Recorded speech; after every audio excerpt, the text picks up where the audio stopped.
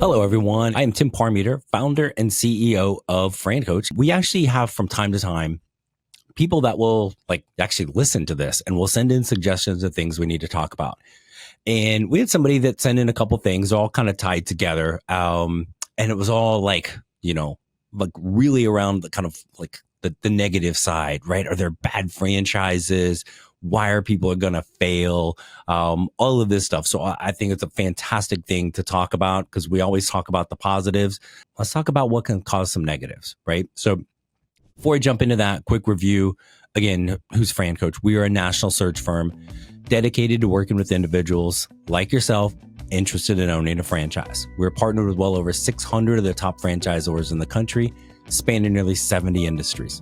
Our goal is to help you find the absolute best franchise to own. And the goal of the podcast is to simply get you properly educated on all things franchising. Okay.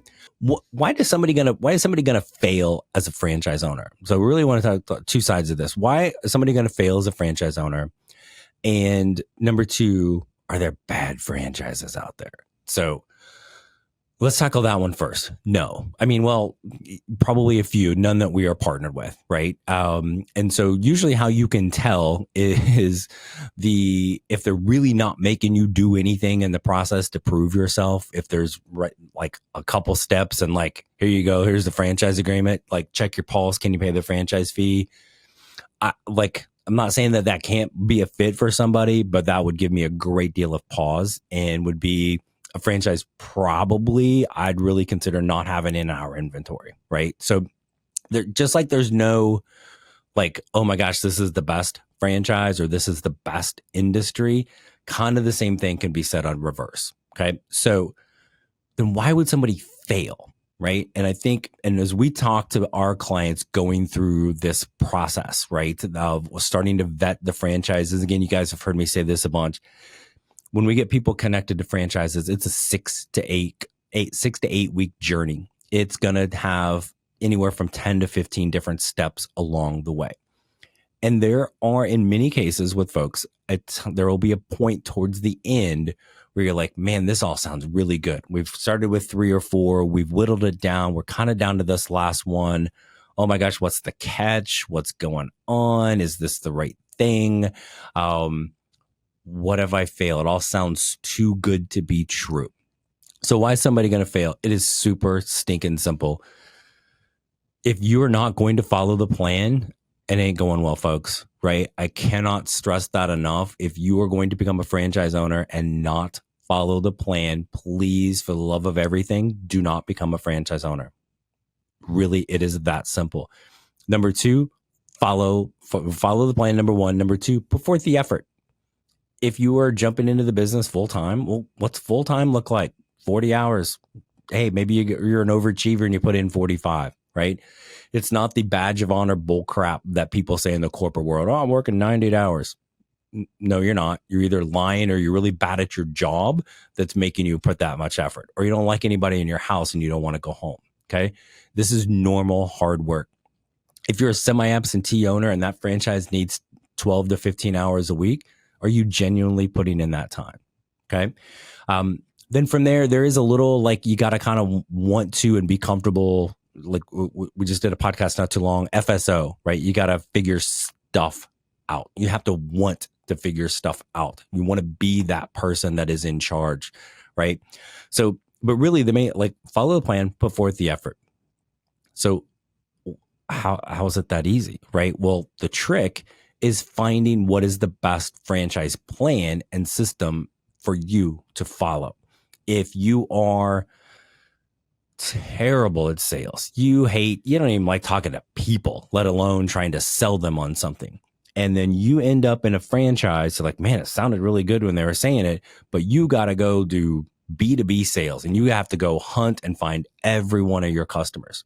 You're like, but man, it sounded good when I was talking to the franchise and I talked to owners and they're so super happy. They're making a crap ton of money. Oh my gosh, sign me up. But you forgot the part where you're no good at what you have to do for that franchise.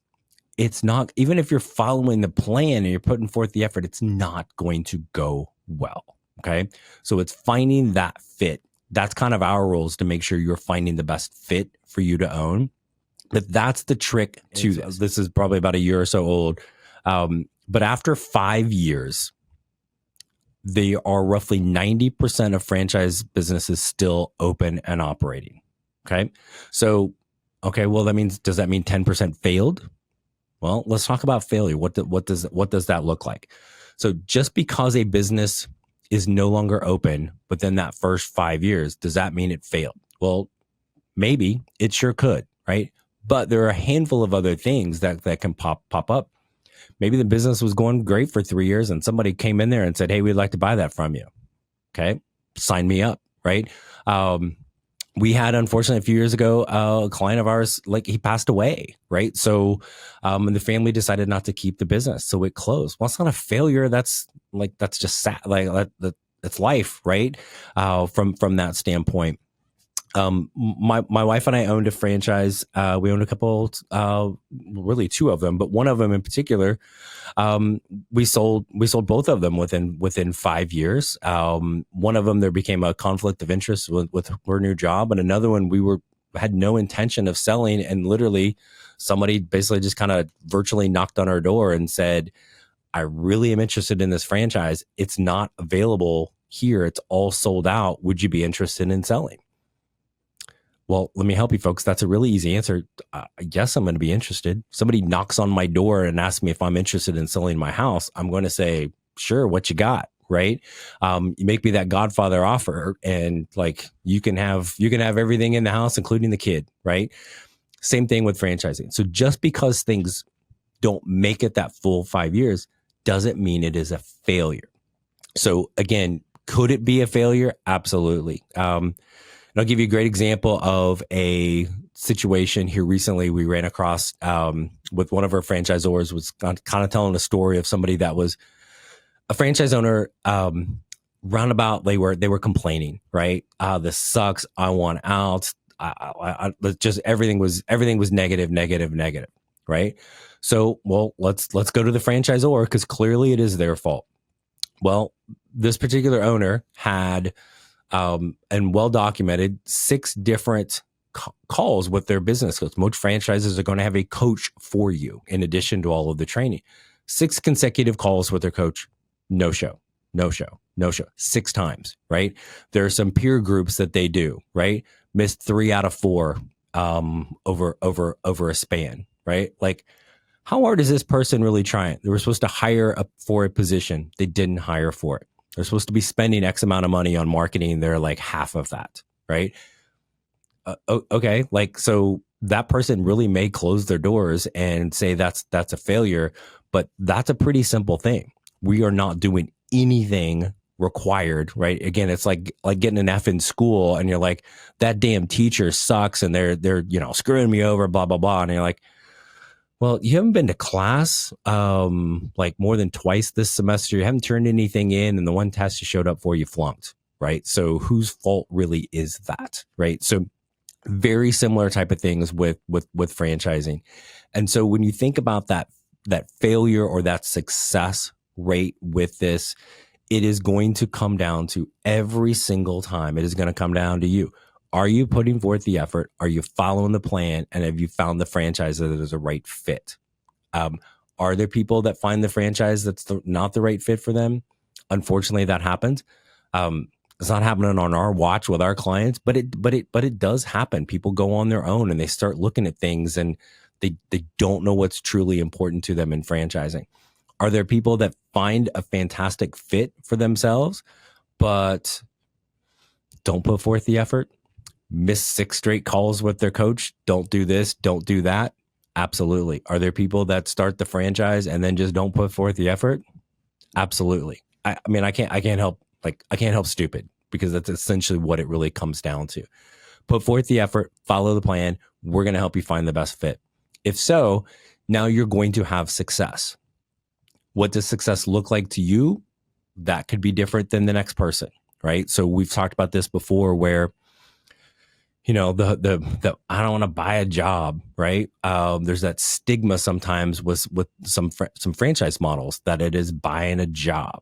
Well, You may say buying a job like that because that sounds negative to you. Well, guess what? The next person we talk to, that's amazing for them. That's exactly what they want. That's again, the control over their life. That's allowing them to be successful. For you, I don't want to buy a job. Well, what do you want? I want to grow this big empire, right? I want multiple units. I want to build something that I can, like it could be this big, huge legacy thing for my kids or whatever. Okay, well, we're going to help you find a franchise that wants empire builders, that is good with multiple units. Not everyone is, right? We may even look at something where we can look at how to grow your empire with multiple brands. Not every franchise is okay with that either. You can make it into whatever you want to be, right? But there is a point in time in the search that basically everybody is going to go, we're going to start to pucker, right? This is all sounding really good. What's the catch? What if I fail? Ask the question, right? Ask it to the franchisor.